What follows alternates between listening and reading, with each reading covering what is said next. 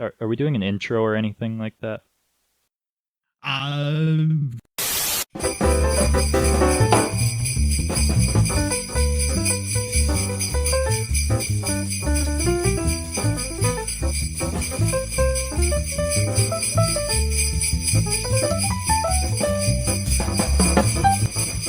this is the Disgruntled Crab and Rusty Culture most professional Christmas. review show!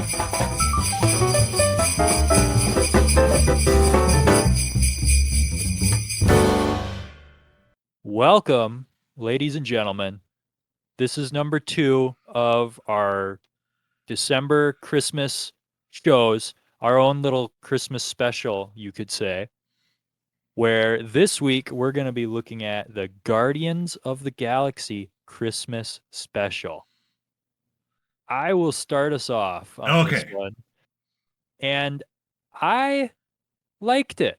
I didn't expect to like it. I didn't love it. I didn't hate it. I just liked it. If I'm rating on like a 0 being completely neutral, then like -10 being the worst and 10 being the best, I would give this like a 3. Like it's just above the very just meh neutral line for me where I don't regret watching it. It was about 45 minutes of my life that I enjoyed. I will continue on with our non spoiler section, and I will say the first 5 minutes, I was really worried. I was watching the beginning opening of this. There was some really cringy, corny stuff, and I was like, Yeah. "Are we in for a bad time? Have I made a horrible decision here?" And fortunately, after that really rocky start, they made some really solid decisions and focused on a story that was quite entertaining. Right. I will agree it's not the best, but it was enjoyable. I found myself actually laughing out loud, and I would say I really enjoyed it. I would also say it was something that unfortunately I don't feel exists anymore within this Marvel franchise. It kind of made me look back fondly on it, but also from everything I've been seeing coming out from them, I haven't had an interest in anything Marvel since basically Endgame. Right. So while I enjoyed it, it also was kind of longing for a time when these used to be the norm. It didn't have to be amazing, but it was at least entertaining and it didn't hate the audience. And that's kind of how Marvel made its name, right? It wasn't making smash hit after smash after smash hit. It was they had good movies mixed with great movies, you know? And I think back on a lot of their stuff, it was just consistency that they didn't put out a bad movie, in my opinion, for a long time. They put out mediocre movies, but they didn't put out a bad movie. And I completely agree that this, without going into spoilers, this is a shadow of the old or an echo of the old Marvel. The comedy style, the writing style, everything in it was old Marvel, and that was really cool to see. I was looking at it. James Gunn still understands the Guardians of the Galaxy, and it seems like he's allowed to do his thing without too much of the heavy handed oversight from the executives, which I don't know if that exists anymore or they just didn't know how to hire with some of the material that's been coming out previously from this. So I don't know if they got rid of the oversight and just allowed people to do what they want, because it seems like James Gunn got to go wild with this, and his style is locked into this thing the entire way through. You can see his writing. He wasn't. It looks like he was allowed to do what he wanted to do, and I will say, watching this, I am looking at Guardians of the Galaxy 3 and I'm intrigued. I haven't been sold on whether I'm going to go watch it yet. We might be watching it for review. That Heck might be yeah. the case. but it's actually something I'm like, I could be go and see Guardians of the Galaxy 3, possibly. It will, unfortunately, that's the last thing James Gunn is going to do for Marvel, because behind the scenes, he's actually been hired by DC to be the architect to revamp their entire thing. So, unfortunately, this will be probably his last hurrah for Marvel. So I'm with this holiday special, or sorry, this is actually a Christmas special. They actually say Christmas a lot in there. I was kind of surprised. I didn't But even think of that. yes, this was a Christmas special through and through. And they made a really smart decision, in my opinion, on focusing on Drax and Mantis and their interactions in getting Christmas present for Star Lord. Okay, are we going into spoilers? I figure we can. Yeah, it's not that long. It's It's good. 45 minutes. I will say you'll probably enjoy it. There is give it past the intro. Absolutely. There's an intro cartoon and then an opening number that I don't know why they focused in on that. I was like, this is if this is what it was going to be, I was like, ooh, this is really bad. Right. But after that it picks up and it actually has a lot of heartfelt moments. I was shocked. I didn't think I would be seeing stuff like that in a Christmas special. I figured it was going to be we need to make a Christmas special, just slap something together, get it up on Disney Plus, just get people watching it. But it was actually quite a bit of fun. There was actually some reveals in it that I was kind of surprised they did, and I don't know if they're going to reveal that again in Guardians of the Galaxy 3 or if they're just going to allow that to sit. And if you missed it in the Christmas special, then you missed it. Yeah, I But would say it's worth your time. It's worth the 45 minutes if you have Disney Plus. Throw it on when you have some time. It's fun. It's fun. It's not a masterpiece, but it's fun. And with that, this is your warning. Spoiler warning. There's spoilers coming in. Get out of the shower. Silence your significant other. Tell her to be quiet because spoilers are coming. The big stuff is coming. Or if you're a woman, silence your man. I don't discriminate. Either one. Silence them. Get ready. Here it is. Spoilers in three, two, one. Mantis is Star Lord's sister. Dun dun Which dun. it I was surprised that they would reveal something like that in a side note like this, in something that a lot of people aren't going to watch. But I guess the consequences to it also are not that big.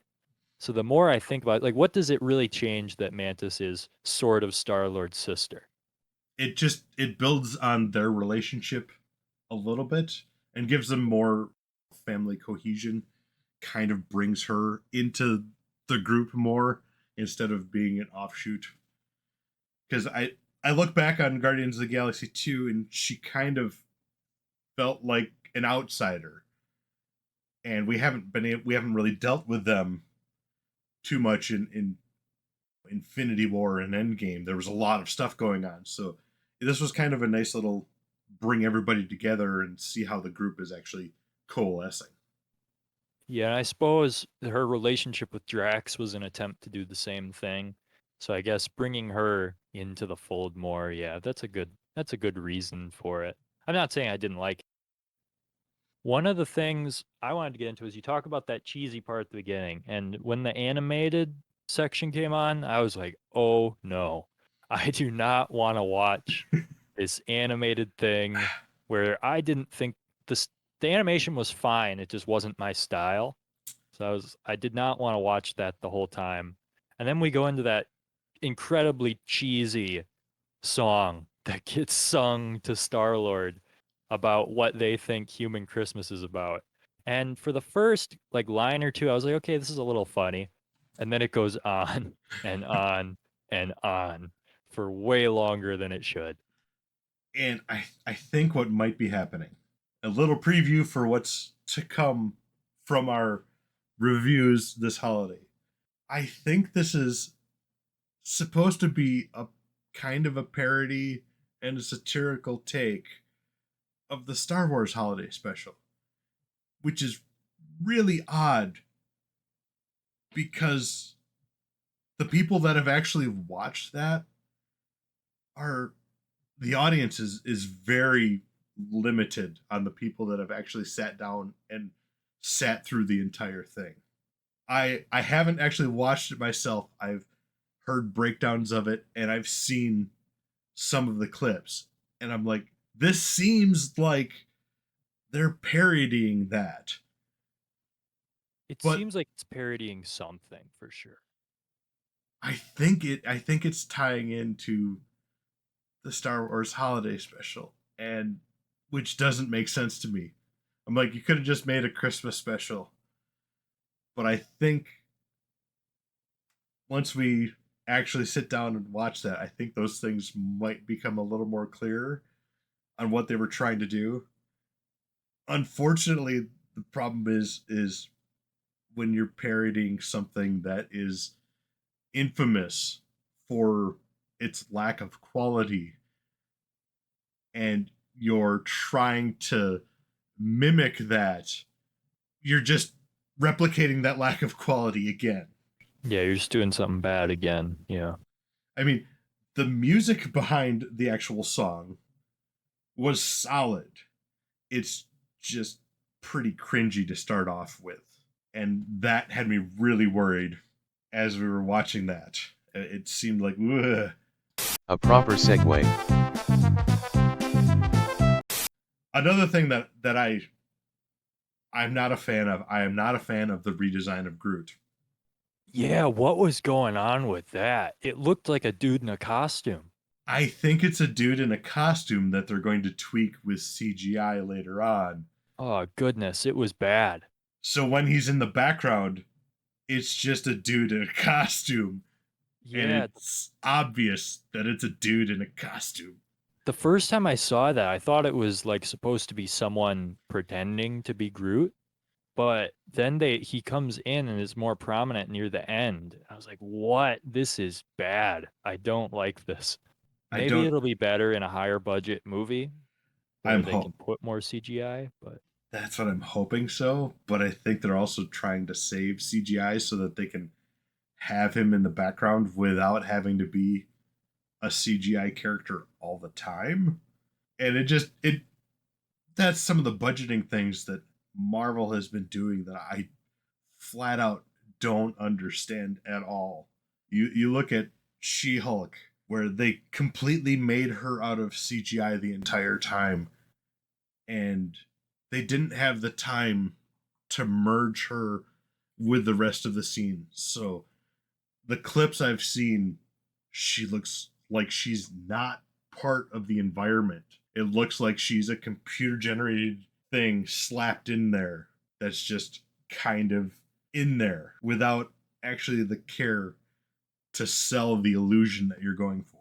So looking at Groot, I think they're trying to merge some practical stuff with some CGI, and it was off-putting at first.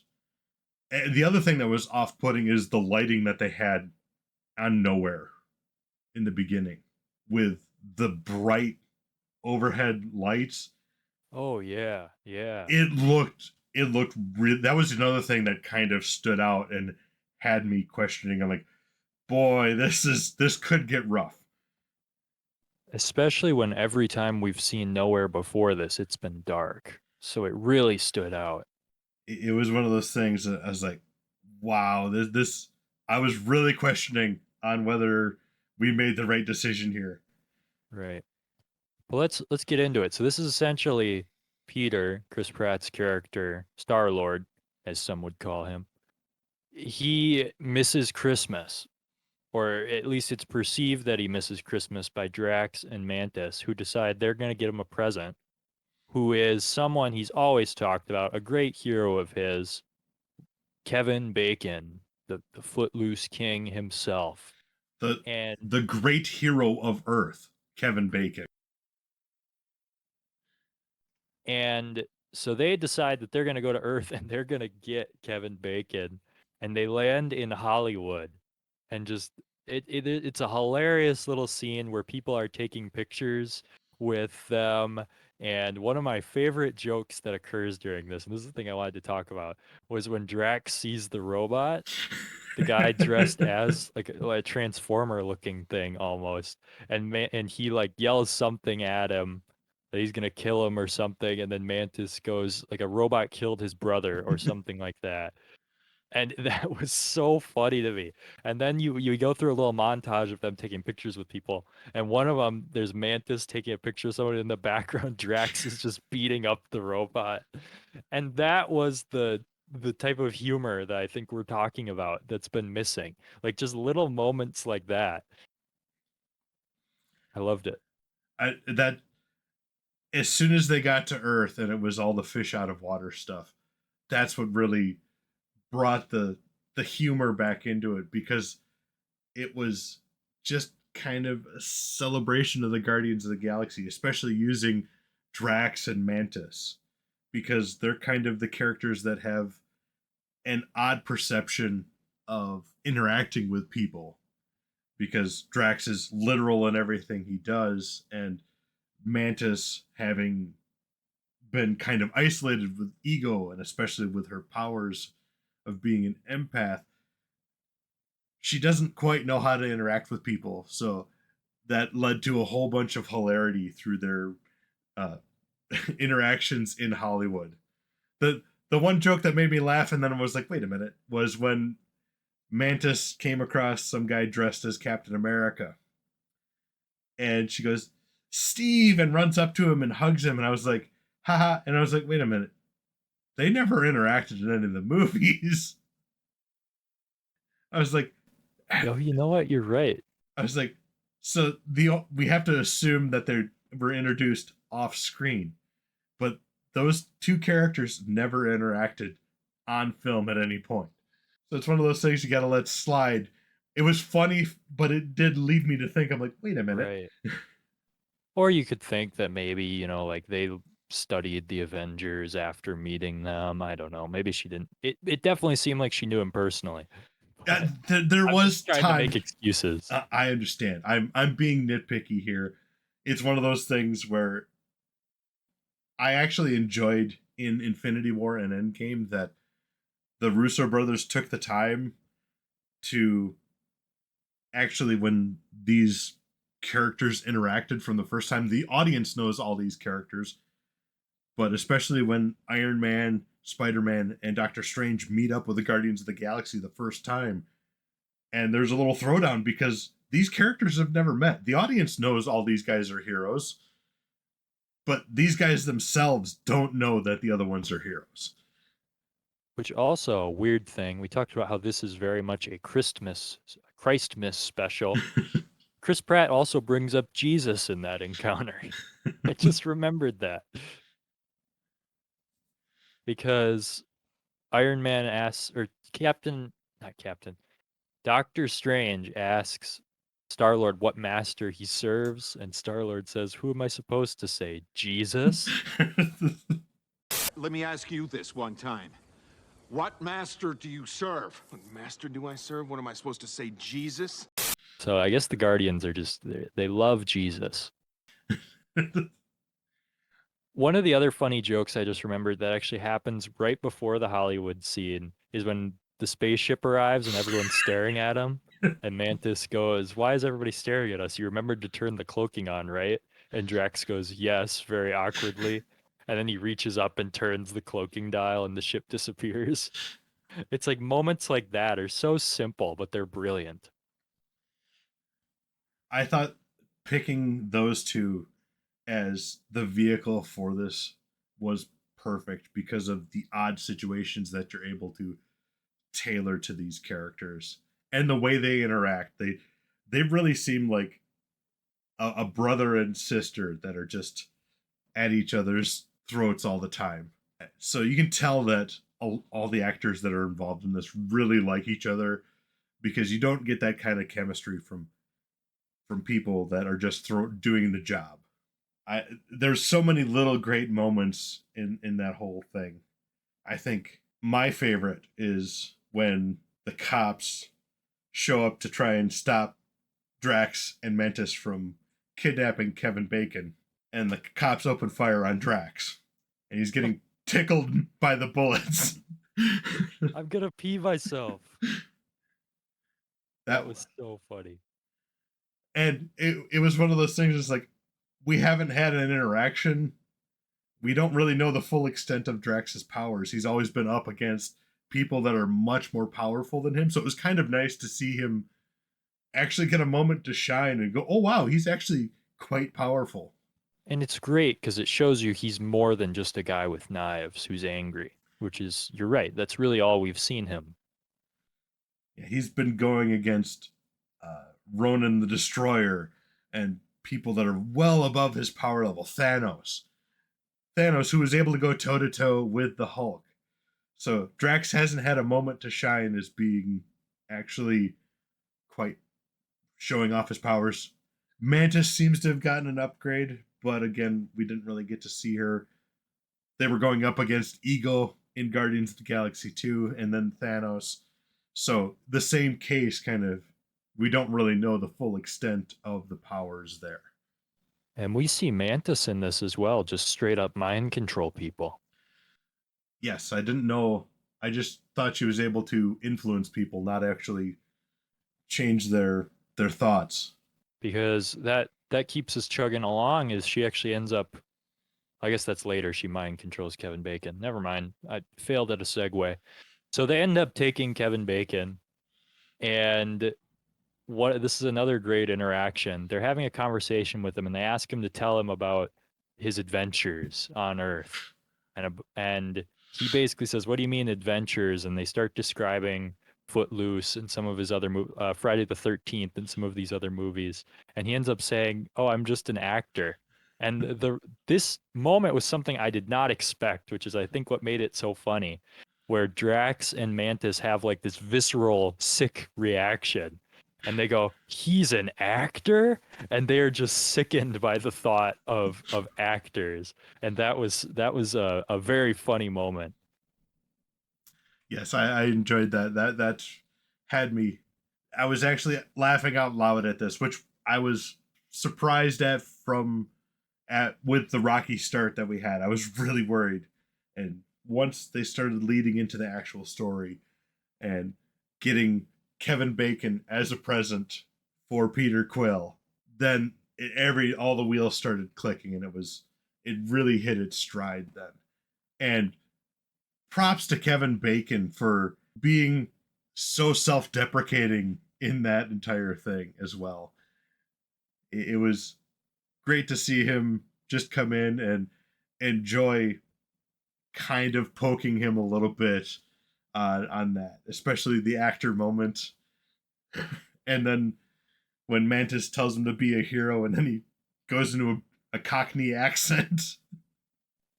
They say to him, "Just pretend like you don't suck." So that leads us to they deliver Kevin Bacon to nowhere, and the whole like city area, they're in town area, has been decorated for Christmas. And Peter is walking through the town, Star-Lord, and he's all amazed by Christmas, and he's so happy. And then it's revealed that they've got him a present, and Groot wheels him out, and he opens the present, and it's Kevin Bacon. And all the wonder and awe that Peter Quill had from their great gesture comes crashing down when he realizes that they have kidnapped Kevin Bacon and human trafficked him to nowhere. And that line is used. That's human trafficking. Which leads to a great quote. I am Groot. He's like, you just wheeled him out. You can't say that you weren't part of this. Yep. Which is again just classic Guardians. Which So then leads to the hypnotizing of Kevin Bacon. Oh no, he was hypnotized before this yes. because then Star-Lord grabs him by the face and is like, "Don't run. Don't run, Kevin Bacon." And then Kevin Bacon's like, "I'm not gonna run." And as soon as he lets go, he runs away. And then it actually leads to one of those heartfelt moments that you mentioned where it is Mantis and Drax talking with him, right? No, it's Kraglin. Oh, Kraglin. Yeah, it is Kraglin. Also, I gotta say, I don't know if it's that just because Kraglin has regular skin, but the way that his like skin goes up over that fin really grosses me out. Yeah, that doesn't look well. I didn't realize that it was fused into his skin now. Yeah, it didn't bother me as much, I think, with Yondu because like Yondu was blue and it didn't give me the same reaction as when I saw like the skin. It just grossed me out. But so he's talking with Kraglin, and Kraglin basically explains to Kevin Bacon like you were this hero for him, and it's a very touching moment that I wouldn't expect out of something like this. It was a little touching moment where Kraglin explains that Peter didn't have a normal childhood and he was leaning on the things he remembered from Earth. A big portion of that was the movies that he'd seen in the 80s with Kevin Bacon. So Kevin Bacon decides to stay and they have a Christmas number, which actually Kevin Bacon's got a solid singing voice. I was not aware of that. I was not either. And it leads to scenes of the Guardians of the Galaxy giving Christmas presents to each other, and you could see a little bit more character development between certain characters. And another question on how things were acquired, because Nebula gives Rocket Bucky's arm. Oh yeah. It was like, when did she get Bucky's arm? Yeah, because he's in Wakanda the whole time, right? I Before he gets dusted. Yeah, and then they come back. So it's another one of those. It's like I don't know how this. We're not supposed to question this. We're just supposed to go along with it, I guess. Right. Which I'm fine with, but it's just there was a time where those things would have been more care would have been put into it. It's like I But understand. I And think Guardians has always had that little bit of leeway more so than the rest of the MCU used to. I think Guardians did a little extra for the joke more than the other films did. You know, like a lot of Iron Man's comedy was rooted in the reality of the movie. Whereas I think the Guardians was always a little more zany, a little more wacky than the other films.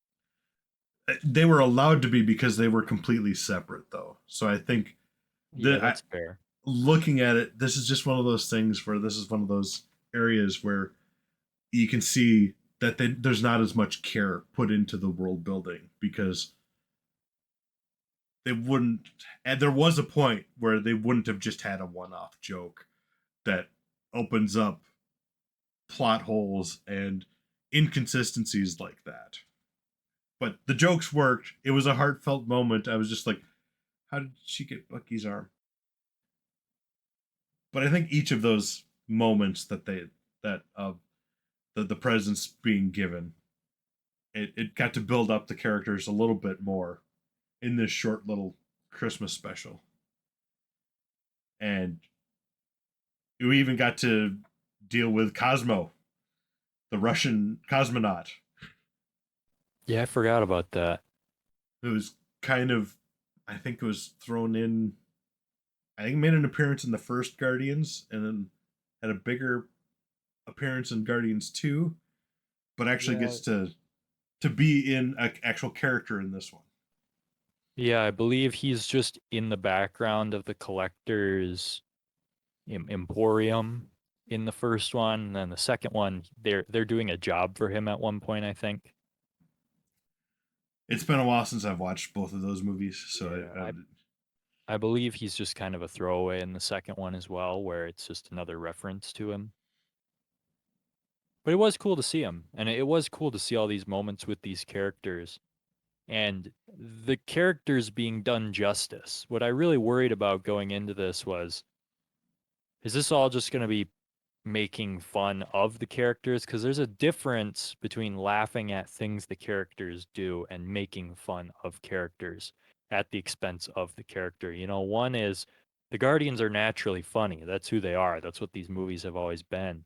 But I don't think it would have been funny or entertaining to just see them, I don't know, coming out of character just for the sake of laugh, if that makes any sense. I expected this to poke a little more fun at the whole situation rather than take it as seriously as it did. And when I say take it seriously, there's still lots of laugh. I just mean take the characters seriously and genuinely portray the characters as we've seen them and add a little bit of growth to them as well. I did not expect that.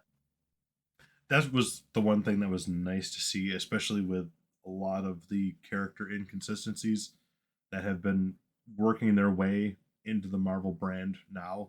It's hard to know who these characters are from movie to movie when the directors, writers, the people actually creating them don't care about what happened before. So I think this is has the benefit that the same writer director has been part of the Guardians of the Galaxy through all of their appearances in the Marvel universe, even when they made appearances in Infinity War and Endgame.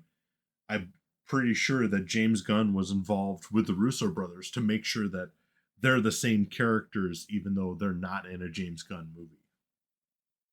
Anything else we want to touch on? I think probably just say that even though the really rocky start, once you get past that first 5 to 7 minutes, everything clicks and it becomes actually a solid addition to the MCU, which is surprising because I haven't seen any type of marketing for this. Yeah, I didn't even know it existed until you mentioned it for this. So, Yes, I barely see it on the actual splash screen on Disney Plus, which is odd because typically they're like, here's our new Marvel stuff, watch it, watch it, watch it. This kind of just fell under the radar. But it's a solid addition. It's actually quite it it's good. I'm not going to say it's up there in the best, but it's actually worth your time to watch. right. So with that being said, you can join us next time when we will be discussing a episode of a cartoon from the early 90s, Christmas episode of the Tick cartoon, known as Tick Loves Santa. So join us again. If you found value in this, hop on back and we will be discussing that in our continuing Christmas specials in this month of December. We'll see you then, my friends. Tick, I don't know. Maybe they're plums dipped in sugar. Maybe they're made out of sugar. I just don't know. I never had one. But they're dancing, Arthur. They're dancing in my head.